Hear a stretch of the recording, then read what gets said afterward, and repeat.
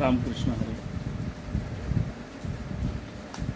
कालपर्यंत आपण पाहिलं की तुकाराम महाराजांच्या घरी जे धान्य आलं आणि तुकाराम महाराजांनी वाटून टाकलं, पण ते जिजाबाईंना काही पटलं नाही आणि त्या वियोगापोटी तुकाराम महाराजांना भरपूर बोलल्या, नको ते बोलल्या, जे नव्हतं बोलायला पाहिजे तेही बोलल्या. म्हणजे इतक्या जाणीवेपर्यंत बोलल्या की सगळ्या संसाराचा भार तेच स्वतः वाहत आहेत असं त्यांना वाटू लागलं. आणि ह्या वियोगाने तुकाराम महाराज भरपूर दुःखी झाले आणि महाराज भामचंद्र डोंगरावर निघून गेले. महाराजांना दुःख याचं झालं की आपण जे स्मरण करतोय, आपण जे नामस्मरण आपल्याकडून घडतंय, असं सांगितलं तेव्हा संतांच्या संगती मनोमार्गगती. संतांच्या संगतीत राहून मनाला उत्तम मार्ग प्राप्त होतो, पण इथं असं काही घडलेलं दिसत नाही. महाराज संसारातून विरक्तीकडे निघाले आणि घरातली आसक्ती अतिशय वाढू लागली, अविश्वास वाढू लागला की घर कसं चालेल परमार्थ चालू असताना. आणि तुकाराम महाराज अशा विरक्तीकडे अवस्थेकडे निघाले आणि घराकडे ही अवस्था. दुःखी कष्टी झाले तुकाराम महाराज. आणि कुणाला न सांगता महाराज भामचंद्र डोंगरावर राहिले. सर्व शोधाशोध सगळ्यांनी केली, पण काही पुढे पत्ता लागेना. आणि एक दिवस कुणीकडे कळलं की तुकाराम महाराज भामचंद्र डोंगरावरती आहेत. कान्होबा महाराज म्हणजे त्यांचे बंधू त्यांना जाऊन तिथे विनवणी करून घेऊन आले. ठीक आहे, जाऊन द्या, नाही ना तुम्हाला संसार करायचा नका करू, पण तिथे राहून तुम्ही नामस्मरण भजन तुमच्याप्रमाणे करा. त्या दिवसापासून तुकाराम महाराजांच्या मनानेच उचल घेतली की आता इथे राहायचं नाही, आता काम आपल्याला संपलेलं आहे. सांगायचा विषय हा ह्या आजच्या याच्यातून खूप महत्त्वाचा. एखादा माणूस नामस्मरण कीर्तन भजन करत असतो आणि करत असताना त्याचा परिवार त्याला सपोर्ट करत असतो. तो परिवार सपोर्ट करत असतो म्हणजे तो परिवार त्याच्या त्या कामाला सपोर्ट करत नाही, त्या जाणीवेला आदर करत नाही, तर त्याच्याबरोबर तो वर करतोय, वाईट करत नाही. बस वाईट करत नाही ह्या भावनेने ते चांगले राहतात. त्यांच्या मनामध्ये त्यांची मानसिकता ही नाही होत की ते जे करतात ते आपण साध्य का करू शकत नाही, आपल्यालाही ते केलंच पाहिजे, फक्त त्यांनी ते करायचं आणि त्याच्या पाठीमागचा सपोर्ट आपण घ्यायचा, असं नाही आहे.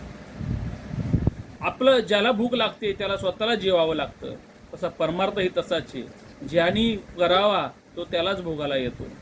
नाहीतर सगळे संतांच्या घरचे जरी असले तरी ते तसेच सामान्य माणसाप्रमाणे त्यांना जीवन जगावं लागतं. म्हणून तुकाराम महाराजांचा अभंगच आहे, संतांचे ते आप्त ते नव्हती संत, करिता कवित्व नव्हती संत, धरिता भोपळा नव्हती संत. अभंग आपण पाहावा. तुका म्हणे नाही निरसला संदेह, तोवरी अवघे संसारिक.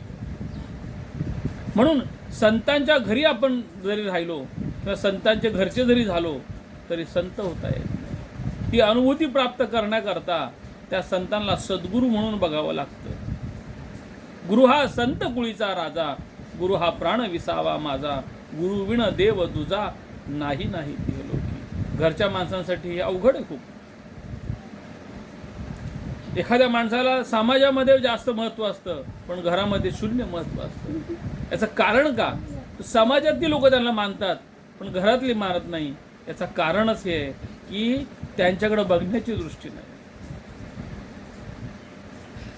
त्यांच्याकडे ते जवळ असल्यामुळे अवज्ञा होते. आणि कसं असतं म्हणतात ना, ज्या गावात जे पिकतं तिथं ते विकत नाही, आणि हीच अवस्था आहे सर्व ठिकाणी. पण संतांच्या ठिकाणी ही अवस्था नसावी. मला खूप मनाला वेदना वाटतात की लोक ओळखण्यात खूप ओळखण्यामध्ये, संतांना ओळखण्यामध्ये, सद्गुरूंना ओळखण्यामध्ये चूक करतायत. आणि त्याच्यामुळे संतांचं काही कमी होत नाही किंवा सद्गुरूचं काही कमी होत नाही, तर त्या पामरांचं आयुष्य वाया जातं. सहज साधे समजतात. महाराज सांगतात जसं आकाशामध्ये ढग आले म्हणजे आकाश काही मळत नाही, तसं साधू संत आपल्या साध्या कर्माने, रोजच्या नित्यनेमाच्या कर्माने मळत नाही. आणि तुकाराम महाराजांची अवस्था तीच होती.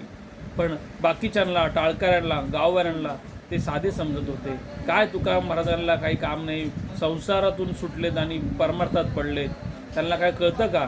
परमार्थ, तुकाराम महाराजांनी संसार आणि परमार्थ एक केला, पण लोकांनी संसार आणि परमार्थ त्यांचा वेगळा करून संसारा त्यांचा दुःखी कष्टी संसार हे चरित्र सर्वांसमोर मांडलं. घरातल्यांनी काही प्रमाणात मांडलं, असं काही नाही, घरातल्यांनी सांगितलं. म्हणून तुकाराम महाराजांचा अभंग सुद्धा आहे, नीट लक्षात घ्या, हे आपले वचन नाही. संसार तापे तापलो मी देवा, करिता ह्या सेवा कुटुंबाची. देवाला गारणं घातलं, देवा ह्या संसार तापाने मी तापलो आहे. पण संसार तुकाराम महाराजांनी सोडला नाही. पण तुकाराम महाराजांच्या मनात उचल घेतली की आता आपलं काम झालेलं आहे, आपला इथे राहिलं. आणि पुढच्या अभंगातून त्या चिंतनावर आपण बोलू. रामकृष्ण.